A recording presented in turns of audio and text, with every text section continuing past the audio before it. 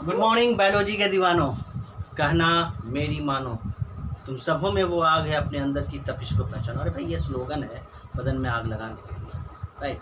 तो आज हमारा टॉपिक है पोस्टीरियर पिट्यूटरी ग्लैंड। तो पोस्टीरियर पिट्यूटरी ग्लैंड, कल तक हमने पढ़ा एंटीरियर पिट्यूटरी ग्लैंड। ध्यान देना, तो आज पोस्टीरियर में पढ़ा रहा हूँ, मतलब कि एंटीरियर वाला सेक्शन खत्म हो गया, यही पता चला। तो पोस्टीरियर पिट्यूटरी ग्लैंड बहुत ज़्यादा नहीं है, 2 हार्मोन्स है जिसके बारे में पढ़ना है। पहला वैसोप्रेसन,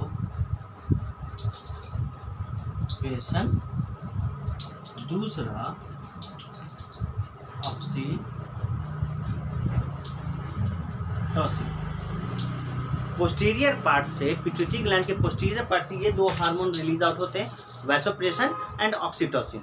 अब ये वैसोप्रेसन क्यों रिलीज आउट होते हैं और इनका फंक्शन क्या है, और ऑक्सीटोसिन क्यों रिलीज आउट होते हैं और इनका फंक्शन क्या है, ये पढ़ेंगे। पहला हम लोग देखते हैं वैसोप्रेसन के बारे में। तो वैसोप्रेसन की कहानी जो है ये बेसिकली इससे जुड़ेगी कि वाटर का एब्जॉर्प्शन इंक्रीज हो जाता है, वाटर का एब्जॉर्प्शन इंक्रीज होता है। तो अब वाटर का कहानी खुद से बनाना सोचो। वाटर ह्यूमन बॉडी के अंदर कहाँ पे, जो पानी पिया बॉडी को डिहाइड्रेट करने के लिए, वो वाटर जो बॉडी के अंदर गया। तो जब हम डाइट लेते हैं तो अनडाइजेस्टेड फूड वो कहाँ से बाहर रिलीज आउट होता है, तो बॉडी के थ्रू रिलीज आउट होता है। वाटर कहाँ से रिलीज आउट होगा, तो वाटर कहाँ से रिलीज आउट होगा, तो हम लोग देख रहे हैं कि यूरिन के शक्ल में वो बाहर निकलता है। तो भाई वाटर जो है यूरिन की शक्ल में बाहर निकल जाता है, बट यहाँ पे बोल रहा है वैसोप्रेसन का काम है वाटर का एब्जॉर्प्शन करना, ठीक है। तो देखो सिमिलरली वाटर का एब्जॉर्प्शन की बात आ रही है कि यहाँ पे कहानी किडनी से जुड़ेगा।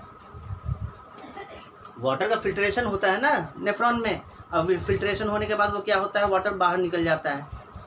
तो किडनी में ये नेफ्रॉन जो है मेरा, इस नेफ्रॉन के थ्रू क्या करेगा, वो निकलेगा।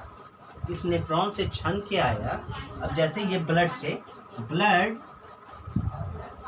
में वाटर भी होता है, तो ब्लड क्या हुआ, जब ये नेफ्रॉन के कांटेक्ट में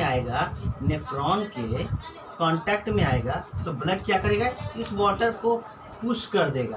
कहाँ कर देगा, नेफ्रॉन में पुश कर देगा। जब ब्लड वाटर को नेफ्रॉन में पुश कर देगा तो ब्लड में अब क्या हो जाएगा, पानी की कमी हो जाएगी। सिमिलरली यही आंसर मिल रहा है ना, कि ब्लड में पानी है, पानी को उसने नेफ्रॉन का किडनी का यूनिट है, वहाँ पे शिफ्ट करता है। तो क्या होता है, वाटर की कमी हो जाती है कहाँ, ब्लड में। तो पानी की कमी ब्लड में होगी तो कोई चीज़ तो वहाँ बढ़ जाएगा ना, तो वहाँ पे क्या हो जाता है, सॉल्ट बढ़ जाता है। क्या बढ़ जाता है, सॉल्ट बढ़ जाता है। तो जब सॉल्ट बढ़ गया ब्लड में, अब पानी की कमी हो गई, तो वो डेंजर है, वो नुकसान करेगा बॉडी में। तो सिमिलरली यहाँ पे हाइपोथैलेमस किसका, पिट्यूटरी ग्लैंड से जुड़ा हुआ है। तो हाइपोथैलेमस को एक्टिव करेगा कौन, जब यहाँ पे ब्लड में सॉल्ट की मात्रा बढ़ जाएगी तो वो हाइपोथैलेमस को एक्टिव करेगा, दरवाज़ा खटखटाएगा कि मेरी हेल्प करो। तो हाइपोथैलेमस तो भाई सबका हेल्प करता है, पिट्यूटरी ग्लैंड को भी वो चला रहा है। तो हाइपोथैलेमस रिलीज करेगा एक हार्मोन वैसोप्रेसन, जो कि किसको, पिट्यूटरी ग्लैंड के पोस्टीरियर पार्ट से वो बाहर निकलेगा। जब ये पोस्टीरियर पार्ट से वैसोप्रेसन पोस्टीरियर पिट्यूटरी से बाहर निकलेगा, अब बाहर निकल के वो कहाँ जाएगा, नेफ्रॉन के अंदर जाएगा, यहाँ पे जाएगा, और ये सब जो एरिया है, इस एरिया से उस वाटर का एब्जॉर्प्शन हो जाएगा। कहाँ पे एब्जॉर्प्शन होगा, वो एब्जॉर्प्शन आके ब्लड में फिर पुनः ब्लड में वो वाटर मिल जाएगा। सिमिलरली कहानी समझो। यूरिन डिस्चार्ज होने के लिए किडनी में नेफ्रॉन है, जो कि किडनी का यूनिट है, वहाँ से ब्लड से वाटर शिफ्ट कर जाता है नेफ्रॉन में, और नेफ्रॉन क्या करता है, उस वाटर को यूरिन की शक्ल में बाहर निकाल देता है। जब वाटर ब्लड से बाहर निकल गया तो ब्लड में कमी हो गई वाटर की, तो ब्लड में सॉल्ट बढ़ गया। तो ब्लड में सॉल्ट का लेवल बढ़ेगा तो वो डेंजर हो जाएगा। तो सॉल्ट के लेवल को मेंटेन करने के लिए वो हाइपोथैलेमस का दरवाज़ा खटखटाएगा। हाइपोथैलेमस वैसोप्रेसन का क्या करेगा, रिलीज आउट करेगा, और वैसोप्रेसन क्या होगा, वो जाकर किडनी के नेफ्रॉन में जाकर वहाँ पे वाटर का एब्जॉर्प्शन करेगा, और वो वाटर का एब्जॉर्ब होकर वो फिर ब्लड में वापस मिल जाएगा। तो इस तरह से वो क्रिया होती है वैसोप्रेसन का। ऑक्सीटोसिन जो दूसरा हार्मोन है, ऑक्सीटोसिन बेसिकली जो बच्चे होते हैं यूट्रस होते हैं, तो जो बच्चे 9 मंथ्स के होते हैं तो बॉडी से डिलीवर करना होता है, तो बॉडी से डिलीवर करने में ऑक्सीटोसिन हार्मोन का पार्ट आता है, हिस्सा आता है। तो ऑक्सीटोसिन हार्मोन जैसे बॉडी में बनेगा तो बॉडी का जो डिलीवरी पार्ट होगा तो वो बॉडी को बाहर में रिलीज आउट करेगा बच्चे को। तो ये काम होता है वैसे ऑक्सीटोसिन का।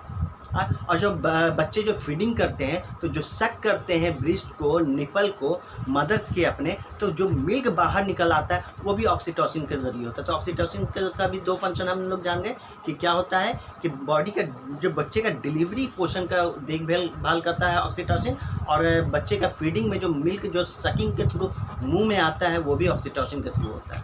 उम्मीद है कि समझ में आया होगा। समझ में आया तो सब्सक्राइब कीजिए। Thank you so much.